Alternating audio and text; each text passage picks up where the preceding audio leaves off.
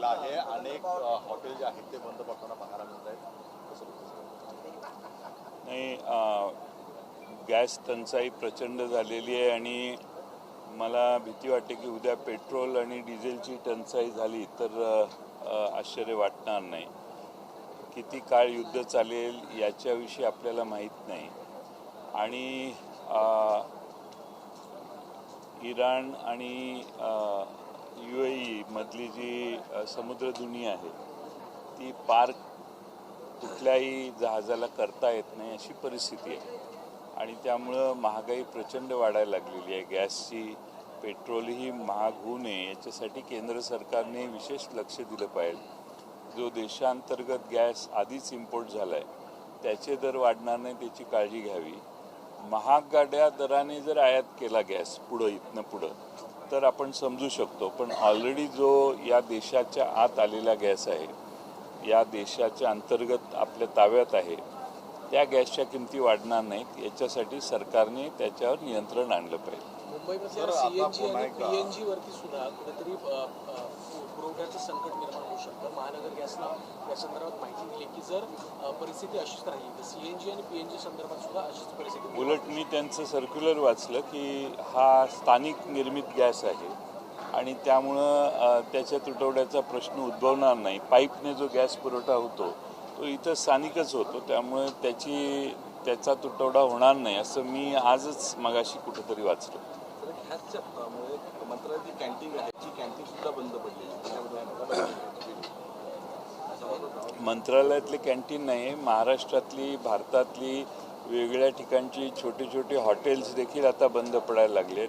Bachelor जे लोक आहेत, एकटेच राहतात, जे शहरात उपजीविकेचं साधन म्हणून आलेले आहेत, त्यांना जेवण्यासाठी हॉटेल्सला जायला किंवा चहाच्या गाड्यावर देखील जाणं आज मुश्किल झालेलं आहे. आणि याचा परिणाम म्हणून गॅस नसेल तर लोक शेगडीचा आधार घेतील आणि शेगडीचं म्हणजे विजेचं प्रमाण प्रचंड वाढेल वापराचं आणि वीज व्यवस्थेवर देखील याचं प्रचंड बोजा येईल असं मला वाटतं. साठेबाजी करतात अशांवरती सरकारनं काही मी मगाशी म्हटलं सरकारने साठेबाजी होणार नाही याची काळजी घेतली पाहिजे असं मला वाटतं. जनसामान्यांची याच्यामध्ये हाल होणार आहे, सर्वसामान्य लोकांचे सुद्धा हाल होतील. काय वाटतं आपल्याला की जे साठे करतात आहे त्याविषयी? आता युद्धाची साधारण वातावरण बघितलं तर दोन्ही बाजू काही नमत्या घेण्यासाठी तयार आहेत असं दिसत नाही. हे जर युद्ध आणखीन काही काळ लांबलं तर मात्र प्रचंड तुटवडा वेगळ्या गोष्टींचा भारतात होईल. महाराष्ट्रातल्या केळी उत्पादकांच्यावर, द्राक्ष उत्पादकांच्यावर, अनेक फळ आणि भाजीपाला निर्यातदारांच्यावर, शेतकऱ्यांच्यावर आज एवढी प्रचंड आपत्ती आलेली आहे की कुठलाही माल हा परदेशी निर्यात होत नाही. अगदी साखरेच्या किमती देखील 3700-3800 रुपयापासून आता 3200 रुपयापर्यंत खाली यायला लागलेल्या आहेत. त्यामुळं प्रचंड नुकसान जर पहिलं कुणाचं झालं असेल तर महाराष्ट्रातल्या शेतकऱ्यांचं व्हायला लागलेलं आहे. त्यामुळं युद्धजन्य परिस्थितीमुळं कुठलंही जहाज भारताच्या बाहेर जात नाही अशी आज दुर्दैवाने परिस्थिती आहे. जहाजं बाहेर जातात पण तिकडे इराणच्या आखातात जाणं हे मुश्किल आहे. त्यावेळेस वार झालं किंवा जेव्हा कोविड आलं त्यावेळेस पण ऑक्सिजनचे साठे नव्हते, पण आता हे वार कळाल्यानंतर सुद्धा अशा कुठल्याच उपाययोजना महाराष्ट्रात नाही. कोविडची परिस्थिती वेगळी आहे. आपण ऑक्सिजन तयार तरी करू शकत होतो, पण पेट्रोल आणि डिझेल आणि गॅस निर्माण करण्याची आपल्या क्षमता मर्यादित असल्यामुळं बाहेरून येणारा जो गॅस किंवा पेट्रोल आहे तो कदाचित महाग जर येत असेल तर मग त्याला काही आपल्या हातात काही नाही. पण माझं मत आहे की अजूनही देशात पुढचे 8 दिवस 10 दिवस जर साठा पुरेसा असेल तर त्याच्यावर ज्यांनी आयात केलेले आहेत त्या कंपन्यांनी किंवा व्यक्तींनी नफा कमवू नये एवढी तर काळजी राज्य सरकारने आणि केंद्र सरकारने घेतली पाहिजे. गॅस पाईपलाईन सुद्धा इराणवरून करण्यात येणार होते असे बरेच वर्षापासून चर्चा अजून करण्यात आलेलं नाही. त्यामुळे आज जी परिस्थिती आहे त्यालाच आपल्याला तोंड द्यावं लागेल. जिस प्रकार से परिस्थिति है, खासतौर पर अगर महाराष्ट्र के राज्य के देश की बात करें तो ईंधन की समस्या, इस पे विपक्ष द्वारा सरकार को किस प्रकार से जवाबदेही आप कर रहे हैं?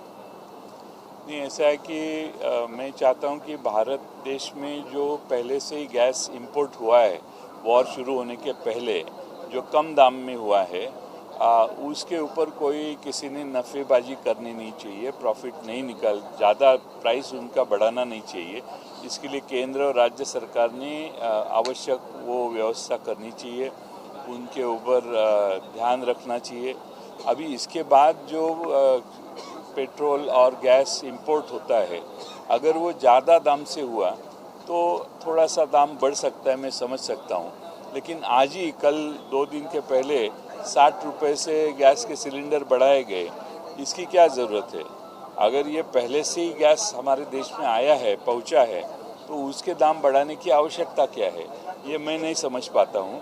तो मेरा कहना इतना ही है कि जो इम्पोर्ट 8 दिन के पहले वॉर शुरू होने के बाद में हो रहे हैं, वो इम्पोर्ट में मैं समझ सकता हूँ कि प्राइस बढ़ सकती है। लेकिन सिर्फ वहाँ वॉर चालू है इसीलिए हमने 2 महीने के पहले, 1 महीने के पहले जो गैस इस देश में लाया है, उसकी प्राइस बढ़ाना गलत है। अगर मौजूदा स्थिति में देखा जाए तो ईंधन के कारण महंगाई बढ़ने वाली है। सरकार ने कहा है कि आने वाले समय में एल नीनो के कारण भी जो है, अगर बारिश कम हुई तो महंगाई बढ़ सकती है। ऐसे में क्या प्रावधान सरकार ने करने चाहिए? एल नीनो के बारे में सरकार ने बहुत कुछ करना आवश्यक है। अगर सूखा आने वाला है ये समझ रहा है तो मुझे लगता है सरकार ने अभी ही व्यवस्था गियरअप करनी चाहिए। हमारी महाराष्ट्र सरकार के मुख्यमंत्री जी ने महाराष्ट्र के सदन में कहा है कि एल नीनो का इफेक्ट आने वाला है और शायद सूखा इस साल होने वाला है। तो मुझे लगता है उसके लिए कुछ खास व्यवस्था अभी से करने के लिए महाराष्ट्र सरकार ने शुरुआत करनी चाहिए। राज्याच्या अर्थसंकल्प संदर्भात आज मुख्यमंत्री उत्तर देणार याची काही चर्चा आहे, परंतु शिवसेनेकडनं या संदर्भात सरकारलाच गैरसायर देण्यात आला आहे। इतर राज्यांच्या तुलनेत महाराष्ट्राचं उत्पन्न जास्त आहे, परंतु महाराष्ट्राला केंद्राकडनं जो निधी मिळतो तो कमी आहे। त्यासोबतच दरडोई उत्पन्नामध्ये सुद्धा महाराष्ट्र मागे आहे, अशा प्रकारची टीका शिवसेना आमदार निलेश राणेंकडनं करतात। मी हे मुद्दे दरडोई उत्पन्नाचा मुद्दा मी महाराष्ट्राच्या विधानसभेत कालच भाषणात मांडला आणि केंद्र सरकारकडून येणारा निधी हा आता अलीकडे ॲब्रप्ट व्हायला लागला आहे। अचानकपणाने केंद्र सरकारने भारतातल्या त्यांच्याच बजेटमध्ये बऱ्याचशा म्हणजे नळ पाणी पुरवठ्याच्या खर्चात कपात केली। घर बांधणीचा कार्यक्रम 22 सालापर्यंत घर देतो म्हणत होते, 12-12.5% घरं भारतात बांधून झालेली आहे। त्यामुळं बोलणं मोठं आहे पण काम छोटं आहे, असं आज हळूहळू अनुभवायला यायला लागलं। एक वेगळा प्रश्न आहे, अजितदादांच्या मृत्यूनंतर जे काही टीका टिप्पणी प्रत्यारोप होतात त्यात अजून एक नवा आरोप सकाळी करण्यात आला। अमोल मिटकरी असं म्हणाले की जे राष्ट्रवादीचे मीडिया ॲडवायझर होते नरेश अरोरा हे गायब आहेत, अनेक दिवसांपासून ते दिसलेले नाही आहेत, त्यामुळे या संदर्भात त्यांनी प्रश्नचिन्ह उपस्थित। मला माहीत नाही, माझी त्यांची ओळख नाही, त्यामुळे ते आले का गेले का होते का नव्हते का याची मला नक्की माहिती नाही। माझी ओळखही त्यांची नाही आहे, त्यामुळं ते आले होते का गेले होते का याच्यावर मी भाष्य करणं योग्य नाही।